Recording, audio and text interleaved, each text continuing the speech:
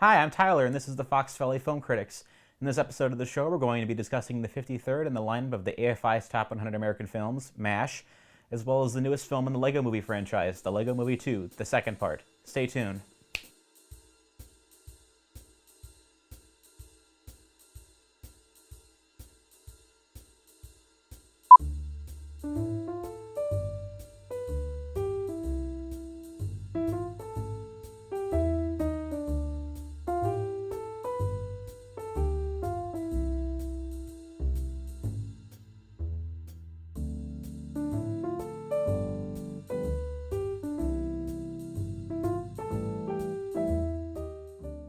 Hello and welcome to the show, brought to you by Groupthink Productions and FVTV. Joining us once again is Devin from Rentex. Nice to be here again. Good to have you on. Yeah. So, our first film is MASH, which I had not seen prior to this, and now you told me Neither did I. you told me before you've watched it twice now. So Yeah. So the first time, I wasn't laughing as much. I was just trying to get a feel for it. But the second time, I was kind of able to feel the humor out a little more and kind of see the context in which it was, like during the Korean War and stuff. But, yeah, I mean this is one of those early Vietnam protest movies where they couldn't quite fully satirize it like they could after the war. Like after the war, you got Apocalypse Now and Full Metal Jacket, but this was still in the Kelly's Heroes phase of that, where everyone like they're tiptoeing around, making direct statements about it. So yeah, making a lot of subtle remarks, and I noticed it kind of seemed like an early insane military movie where everybody's just crazy and going nuts. But yeah. Yeah, and it's strange that it's set in the Korean War, which obviously, as I said, they couldn't quite comment on Vietnam yet because it was still ongoing. But And that was only, what, it came out in 1970? Early 70s. So. Yeah, so it was only less than 10 years after the Korean War, right? Or around 10. Korean 15? War was early 50s, so this Early 50s? there was some time to reflect on that. But there wasn't critical distance with Vietnam, and so they had to find a way to just be kind of satirical and anti-war without being direct. Yeah. But so this is obviously MASH is one of the biggest franchises ever. The movie was made had a $3 million budget. It made $80 million in the box office. Wow. One of the biggest comedy hits of the 70s. Became one of the largest television show of the 1970s, and I've only seen it once now. I don't quite get it yet. Yeah. You said the second viewing helped a lot. So yeah, just with context and just certain perspectives, because there's a lot of little quick kind of quips that happen during it that you kind of can't catch a lot of times the first viewing. But yeah, it came off a little dry the first viewing. Very sarcastic, very just anti-establishment kind of, just from the get-go. How he at the beginning he just steals the Jeep, and that's how it all happens. And then that was kind of a funny tie-in at the end when I think the general said, or the head officer on site said, "Did he steal that Jeep?" And then he's like, "No, that's what he came in." Well, that sounds about right. Yeah, the show I was kind of surprised because I'd caught. My family is like a fan of the show, and I'd caught an episode here and there, and I noticed there was a lot more radar in the show versus in the movie. Like his character was kind of understated. I'm not sure which came out first. Was the movie? The movie came out first, and that spawned the show. Yeah, it's kind of the way they do it now, where they have a really big movie and they just turn it into a television show. It lasts a super long time. Yeah. I mean, I still tell people whenever people like Hawkeye references into Marvel movies, I still see young people referencing MASH. I'm like, it's very strange. Like, the trailer for Avengers Endgame came out, and everyone's like, oh, cool, it's Hawkeye. And then someone posts the meme, it's like, not the real Hawkeye. Yeah, somehow it's still not super relevant, but it's still relevant. And yeah. I think. So just a lot of that sentiment of just anti-establishment has not gone away since the media has been around. So I mean, I've seen one of the directors of the movies. It's Robert Altman. I'm unfamiliar with his other movies. His two big ones are, other than MASH, his two big ones are Nashville and McCabe and Miss Miller. I've seen The Long Goodbye, which is probably the weirdest of all the what's his name? I forget his name, but he's one of the big Philip Marlowe, the detective, the book. He's in a, I forget the name of the writer, but he's a very famous detective series from the 50s. Oh, okay. And he's one of the only, like, one of the only times in that series where it's not set in the 50s. It's not a noir story. So it's a very different, it's like a 70s noir. So there's a lot of, like, rampant nudity and random stuff like that. And it's like kind of like the Nice Guys. 70s, yeah. But yeah, Oldman's definitely kind of he's very much a counterculture guy.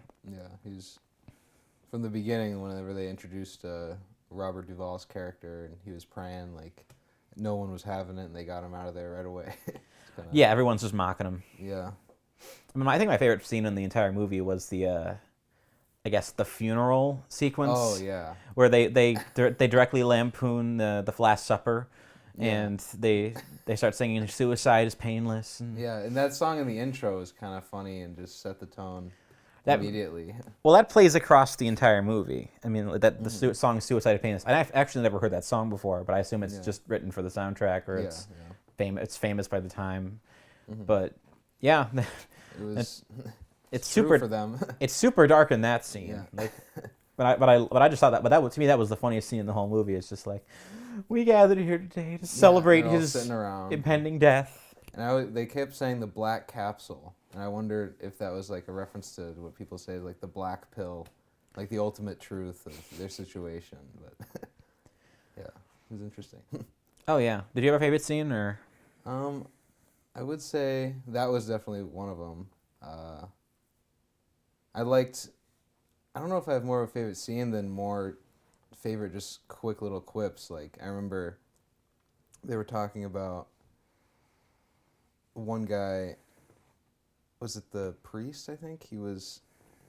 I think it was the precursor to the Last Supper, how the priest and Donald Sutherland were talking, and like, we need you to give him last rites. I can't give him last rites. He's going to commit suicide, but he's not going to commit suicide. It's just the intention. It's not. He's not going to go through with the act. Yeah, it was. That's very dark. Yeah. And then he was just fine the next day, like after the whole situation. But just needed to get out of his system, I guess. Yeah. But overall, I liked it a lot. I mean, I wouldn't say. I don't know. I feel kind of disconnected from that era, so it's hard to get all the humor in it. But yeah, this might be a movie that it might benefit from having grown up in the 70s. Like a lot of comedies, obviously, kind of benefit from the time. The era that they're in. Yeah. Like, I don't imagine 30 years from now anyone's going to understand any of the jokes in This Is the End with Seth Rogen. Yeah. It's just going to be like, for me, a person like that I don't understand Chevy Chase's humor. I don't know why.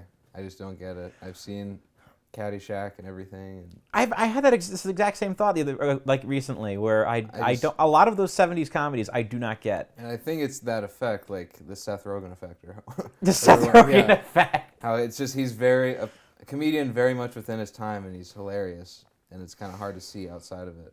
Yeah, I mean, I had the same thought when I've watched Caddyshack a few times, and I'm just kind of just sit there like, I don't quite get it. Yeah. But I mean, obviously it's just kind of disconnect, but yeah, it's a lot of just absurd humor, but at the same time, still can't connect. I like absurd humor, and it's hard to connect to it. It's not as I said, it's not tuned to our sensibility. It's as millennials with discerning tastes. Yeah. But yeah, I don't know. I think MASH definitely feels like a boomer thing. It's not. But I could see a lot of just people 50 and above just quoting it and just little lines, and if you're 15, you should definitely watch MASH. Yes. Probably not. I think it's rated R, but 17 and above. The prime age for this is 17 to 21. That's the prime age. The prime age currently is between 55 and 70. No. How old were you in 1972?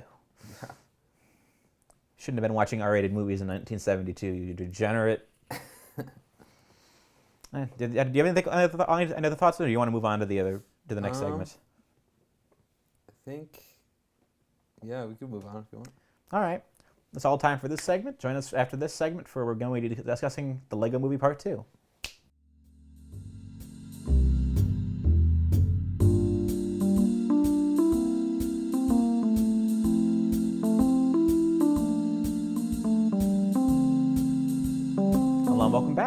So now we get to talk about the Lego Movie Part 2, which I've actually seen it twice now. So what are your thoughts on this as opposed to the other Lego movies? So I think the only Lego movie I haven't seen is the Ninjago. Good. And yeah, I heard not too great things about that one, but I don't know. I still think I like the first Lego movie the best out of all of them, including the Batman and other ones, just because the originality, and I really liked in the first one. They keep it going throughout all of them, but the flip from fantasy to reality, I like how they brought that in. But I would say this one is probably close to right under the Lego Movie 2 is close to right under the Lego Movie for me. Really? It got up to that high? I think so. It was just a lot of the same in the first one, but they kind of just did it better in this one, I think. Okay. I mean, to me, I think the first one it's 5 years old now. It's not new. It's definitely aged slightly, but to me, it's up there with one of the better films of the last decade or so. At least in terms of like embodying what makes modern filmmaking work and not work. I think it's a really interesting deconstruction of that, and a toy commercial at the same time, which is it's amazing that the Phil Lord and Christopher Miller managed to make that work so many times. Yeah, and I was glad to see that they were the writers of the second one. And Spider-Man, which is now the most popular movie of last year. So yeah, they're just like killing it right now. Yeah, and the Jump Street movies, if that's your sort of thing. Yeah. They made that switch from hard art comedies to kid movies. Well, their whole deal is they just resurrect things that shouldn't work. So yeah. So with this, they weren't directing, but they did screenwrite. So they were busy working on Solo before they got fired while this was being developed. So yeah, which is they bet on the wrong horse there. Yeah. But I thought this movie, if the first one to me is one of the best movies of the past few years, to me the second one is solid but doesn't quite find a new place to go. I mean, I appreciate the underlying satire of this new film. I appreciate that it kind of takes on a new angle of now the kid's 5 years older and he's like everything's not awesome. Remember that song? Now, yeah. Well, now the kid is like I don't know his name offhand, but he's like an edgy teenager, and he likes adult gritty movies like The Matrix and Mad Max Fury Road and Back to the Future and all the set scenes. Yeah, so that now there's all these gritty films, and they kind of get brought into the film through the character of Rex Dangervest. Yeah. And so you got Emmett, who's the young, naive, happy guy played by Chris Pratt. Now you have Rex Dangervest, who's literally every single one of Chris Pratt's characters since the first Lego movie came out. I liked a lot of the metaphors throughout the film and how, like, Wildstyle, was that her name? Emmett and Wildstyle. I liked how at the end she acknowledged that the danger. What was his name again? Dangervest. He was kind of just like what she pictured in her mind, a perfect version of Emmett. But at the end of the day, the perfect version of Emmett was just him being himself, not what she imagined him to be. I thought that was clever. To me, the big way to understand the story of this is just that it's almost entirely Emmett and Lucy's story. Like all the side cast characters from the first movie, they didn't really come back. Yeah. Partially because Batman wasn't in it he didn't have as much dialogue as I would have liked. Well, you can tell who came back based on how expensive the actor to get probably was to come back. So Liam Neeson's not back. Will Ferrell has 3 or 4 lines in the entire movie. Yeah. So, but no Morgan Freeman this time. Well, or was he? No, he has he might have one voice line, but I think it was like a flashback to the first movie at one point. So yeah, there's no Morgan Freeman in this one. Well, he was dead. So what are you gonna do? Yeah. But it's mainly Emmett and Lucy really gets to be like the core of the story because she's the one that has to realize through the time through the adventure that she needs to be less cynical and be more open to happiness and not kind of just accepting people for their strengths and not just looking at weaknesses and accepting people at face value, I guess, because the whole point of the story is that the other alien species that comes to invade the Lego world. They think that well, I don't know if we can. The movie's been out a month now. Do we want to spoil it? Well, we'd have to put spoiler in the title. Spoiler. I'm not gonna bother to edit it in, but so we'd find out that the alien species just wants to put a show of power up so they can earn the other characters' respect. Mm-hmm. And they don't realize that. They just think the aliens are just tearing apart their city. Yeah. And it ends up being a really clever metaphor for how people not getting along just ruins the world for everyone. And how that ties back into the brother and sister relationship. How, yeah, she's just taking his toys and he's like just taking that kind of at face value and saying like, being not happy about that, and it's kind of interesting. Decides he's gonna break her toys, and like, it settles in with our Mamageddon. Yeah. Yes, some of the weird stuff of the Lego movies is a little on the nose. Maybe that's just 5 years of being a more cynical adult on me, but some of the jokes don't quite work as well as the first one. I'm curious. Yeah. There's a couple, like, they tried too hard to be meta, I think, a lot of times. Like, the musical scenes I wasn't too big of a fan of. Like, it was cool that they were like, what, a musical? What is this? But I think it works. That doesn't make it great, in my opinion. It works insofar as that it's clearly trying to stick these cynical, boyish characters in a girlish world. Mm-hmm. So it's a pop musical. Of course it is. Yeah. So now these characters... I love how Lucy reacts to the catchy song. She tries to rip her head off and builds a Lego just to cover her ears so she doesn't have to listen to it.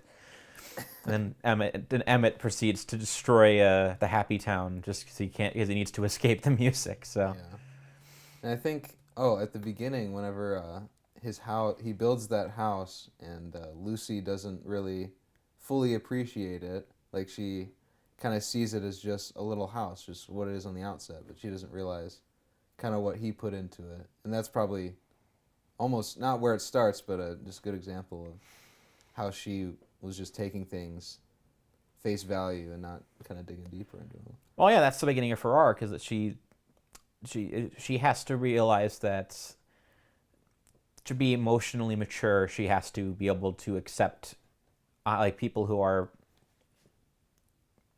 very forthcoming and very honest, and she doesn't have to be just constantly morose the whole time.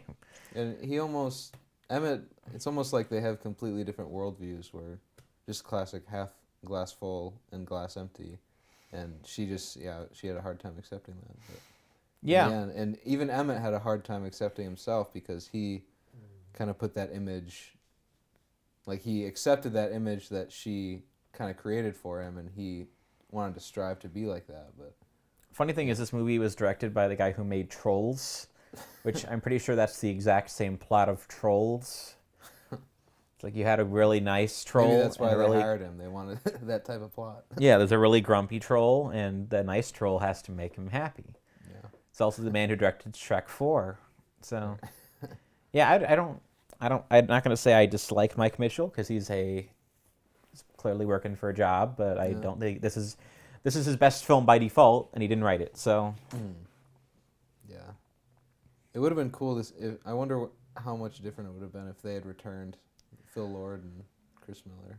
Or Chris Lord, Phil Miller. Yeah, it probably would have been more massaged out. I mean, part of the thing with animation is that you can continually develop the story over the process of making the film, which is not a benefit you get with live action. You have to shoot. You're stuck with what you shoot on set, but with animation, you can change kind of. Yeah, you can change your mind. You can re-render it. You can decide, the scene is good, but we need to change the setting, or we need to change how the characters move around in the setting.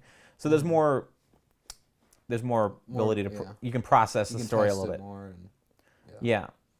And I know the guys who talked about the Lego Batman movie talked about that. Like, they would render a scene multiple times, and then they'd figure out the best version of it and go with that. I like the Lego Batman movie a lot. Yeah, I wasn't expecting much going into it. But. Well, it's coming from the guy who made it's one of the Robot Chicken guys. So, really?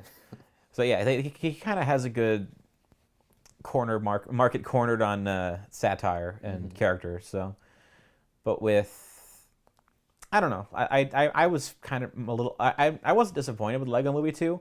I just think that they may have hit the point where they aren't going to be able to do much else with it. Yeah. I wonder, because this one almost feel like it didn't hit hard enough for them to make a sequel, or at least they're really gonna have to beef it up for the next one. Part of it's just the timing. I mean, 5 years is a long time to wait for a movie. Yeah, but that animation looks really good. Yeah, if they can get what's his name, the guy who did Lego Batman, get him back and do another really clever spin-off movie. Like, I'm fine with that. More Lego Batman's pretty fun, would be fine, but I don't know where you go with this concept though. You need maybe you satirize a completely different franchise. Yeah, or I wonder even what if they switch mediums next? Maybe they take it to just a Netflix show. I think do they already have a show, a Lego show? There's a Lego Ninjago show, but it's not related to the movie, I don't think. Yeah. I mean, I would be totally fine if they did a television show. I know there's actually a Unikitty show of all things, but which I'm fine with. I like Unikitty, but yeah. I mean, if they want to just resurrect it and do a full-on television show, that'd be great. Children's cartoon. I wonder, that format, because, I mean, the success of the movies is topping off, so I wonder, just to keep Legos relevant, because is Minecraft going to take over, or what? Yeah. How else this is kind of like, I mean, kids will always want to be building with blocks, but I think, the Lego movie,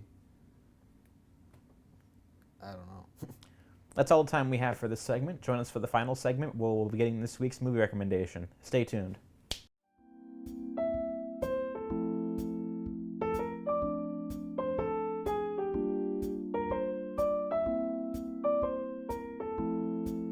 Hello and welcome back to the final segment. We're going to hand things over to Devin now for this week's movie recommendation.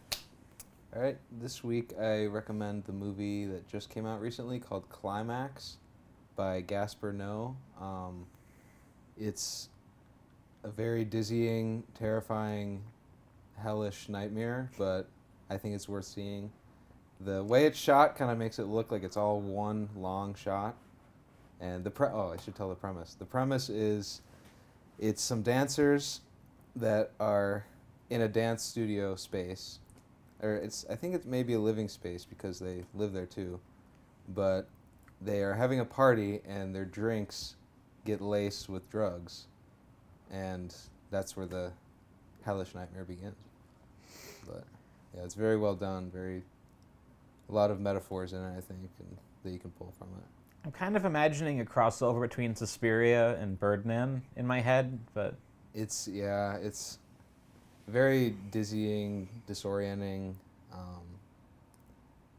There's not a lot going on with plot. It's more kind of very reactionary film. It's kind of almost like a documentary type film, and it claims that it's based on a true story, but I looked into it and they can't confirm that. So it's a Fargo situation then.